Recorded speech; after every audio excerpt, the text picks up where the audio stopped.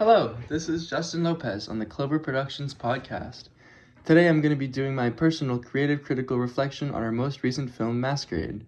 We have a few questions from our audience that have been received through emails and on our social media platforms. For starters, how does your product use or challenge conventions, and how does it represent social groups or issues? Our product challenges typical film conventions in a couple of ways. For starters, one of the main characters in our film is a woman. Women receive limited representation in films made throughout history and even now. Our film challenges this convention by equaling men and women representation with a man and woman lead role. Another way that our film challenges conventions, is the laid-back and calm approach taken for a thriller type of movie.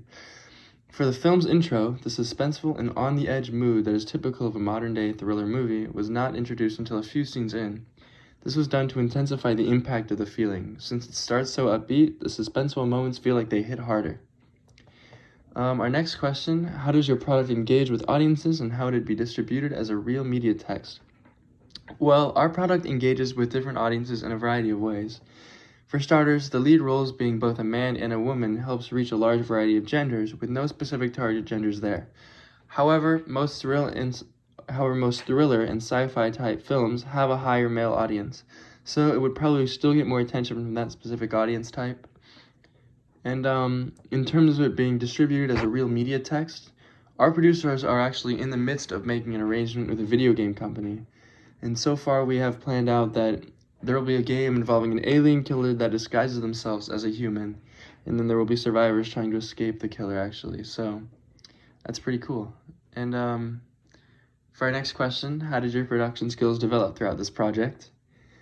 Well, in terms of my personal production skills, my main role throughout this filmmaking process was editing. I did all the editing for this film, which includes the audio, the color, putting the clips together, and all that stuff. So I learned all kinds of skills throughout this specific editing process, and that includes things like how to use the software to change color and audio and add effects like the ones used in the CCTV shots and news clips.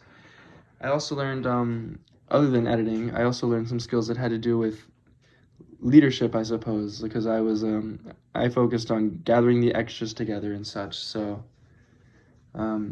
yeah, those are some of the skills I learned. And I think our last question here, how did you integrate technologies, software, hardware, and online in this project?